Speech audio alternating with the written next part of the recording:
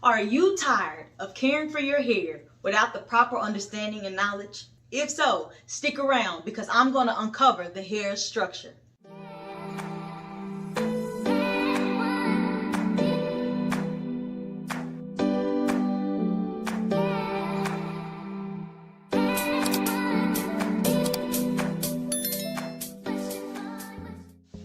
Hey Jewel!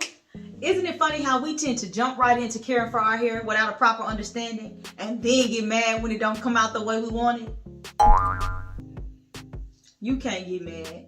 You can't get mad, sis. Knowing the hair structure is very important because it will equip you with the knowledge you need to properly care for your hair and get the results that you desire. But let's jump into the video. What is hair? What is this? What is this? Hair is a protein filament that grows from our hair follicles. Now, as it grows from our hair follicles, the actual hair follicle is located within our skin. You can't see it. The bulb and all of that is inside. You can't see it. Okay, so now you may be wondering, okay, so we know what hair is. Hair is a protein filament. What is the purpose of this protein filament? Why do we need this protein filament? Okay, so the purpose of the filament is to protect our hair from the environment, like the sun, wind, rain, dust, snow, you name it. But when your hair is damaged and it doesn't have that proper structure to protect against those elements in the weather, then your hair is fragile and is exposed and vulnerable.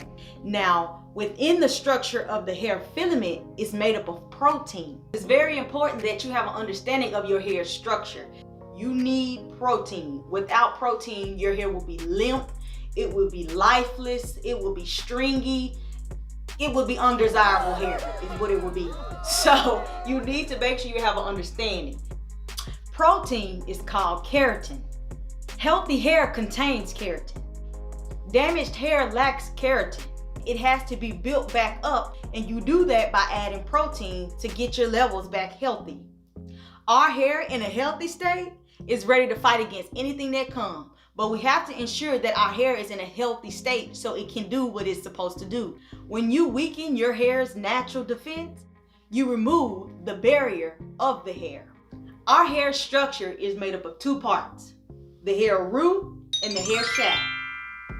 Now, the hair root is the portion that is under our skin. The hair shaft is the portion that protrudes above our skin, is what you see. Now, within the hair root, there are 5 main structures that make up the hair root. You have the hair follicle, you have your hair's bulb, you have the dermal papillae, you have your erector pillar muscle, and then you also have your sebaceous glands. Those are your oil glands. That's what secretes the sebum that you see on your scalp. We're starting off on the hair follicle. The hair follicle is the pocket in our scalp. With it being the pocket in our scalp, our hair root houses that hair follicle. So if you see more than one hair growing out of your scalp, there's nothing wrong. You're not freaky, you're not crazy. Yes, you probably see 2 strands coming out of there, but that's okay. It's normal. More than 1 strand of hair can grow out of a single hair follicle. Our hair follicle is what regulates our hair growth. So you see why it's important to know what the hair structure is so you can have an understanding on how to grow your hair? I know. On to the hair bulb. Now, your hair bulb is the lowest part of the hair strand. Now, when your hair does its natural shedding process, when your hair sheds, you'll see that hair bulb. That'll be the only time you see the hair bulb. The hair bulb is not going to make an appearance unless you pull it out. Okay. Now let's talk about the Derma Papillae. That is under the skin where you can't even see it. So we're not even going to talk about how it looks because you can't see it anyway. But I'm going to talk about what it does so you'll have an understanding of that because it's very important to your hair structure. Now let's talk about the Derma Papillae. The Derma Papillae provides our hair with the nutrients it needs for hair growth. It also contains our blood and our nerve supply. Let's moonwalk to the next. I did not moonwalk, y'all. I tried. I've been trying to moonwalk since I was a kid, but I can't. But you know what? I'm not gonna give up. I'm gonna keep practicing though. But anyway, we're gonna move on to the erector pillar muscle. Now, the erector papillae muscle are tiny involuntary muscles located at the base of our hair follicle. So when you in the movie theaters and you sitting in that seat and you watching a scary movie, and next thing you know, you feel your hair on your arm stand up, those are your erector papillae muscles. Erector papillae muscles are responsible for that. Or if you just feel like a real cold sensation come over your body and you get like a chill, or even your emotions and things like that, your erector papillae muscles are the ones that produce that. So the last thing we're going to cover in the hair root structure within the hair bulb is the sebaceous glands. That's sebaceous glands. I know it's crazy, the name, but I love it. I love saying it. Sebaceous. Sebaceous. How did I do, y'all? Did I do it right? Let me see. Sebaceous. I had a little wiggle, a little shake there in my voice, but that's all right. I know I probably did or did not hit that note, but that's okay. I love to sing, y'all, but I don't be knowing what notes to hit, but I'm gonna get it right one day. But anyway, we're gonna talk about the sebaceous glands. That is the oil glands of our body. They are small glands on our skin that is connected to the hair follicle. It secretes an oily matter called sebum. Sebum, sebum, sebum. We cannot live without sebum. We love and we need sebum. Our hair and scalp needs and loves sebum.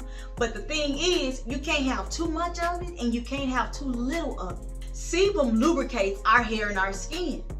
So when you go to apply that hair oil on your hair or your scalp, what you're really doing is replacing the sebum that your hair is not producing. So you're replacing the sebum with an oil.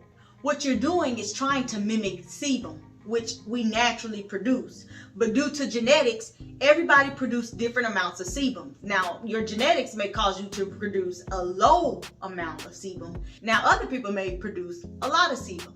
But sebum lubricates our hair and our skin. So if you go to add an oil product to your scalp or your hair, make sure it's plant-based oil, something that mimics sebum. If you touch your scalp and you check, I don't have much because I washed my hair recently, so you're not gonna find much sebum on my scalp. But if you haven't washed your hair in a while, just get your hand, make sure it's clean, get your hand and rub it on your scalp a little bit and see if you see like a little glossy oil on your hand. Now, if you do, that is your body's sebum. That is your body's natural oil.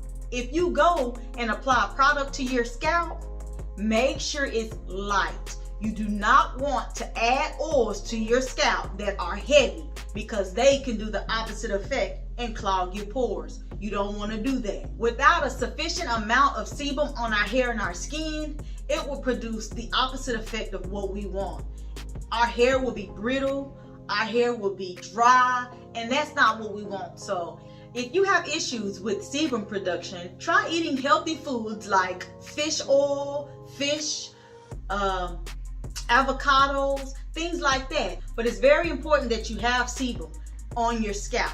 If you don't have sebum, opt for hair and scalp oil, something that will lubricate your hair and your scalp.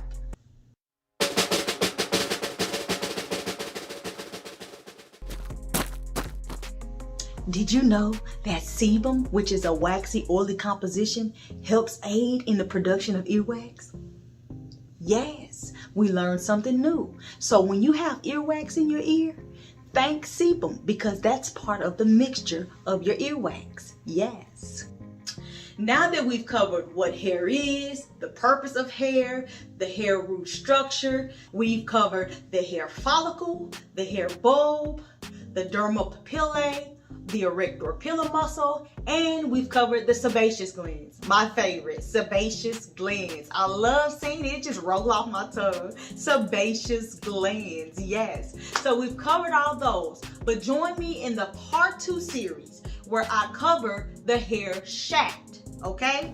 So yes, that's what I'm saying. You didn't know that the hair was so deep like that. It is. So with us knowing what we know now, what can you do to ensure that you grow healthy hair? If you like this video, go ahead and give it a thumbs up, like, comment, subscribe. Let's interact below. Let's chat at the bottom. Let's do this. Let's talk. So what is it that you all pull from this video? Do you all have more insight, more understanding? Tell me what you think. Let me know. I'm glad you was able to join me as I unravel the different structures in the hair root. If you have any questions, feel free to comment below. I would love to see what you all are going to do, what insights, what takeaways you all have received from this video. May your tresses grow and flow. I wish you the best on your natural hair journey. Until then, see you later. Bye.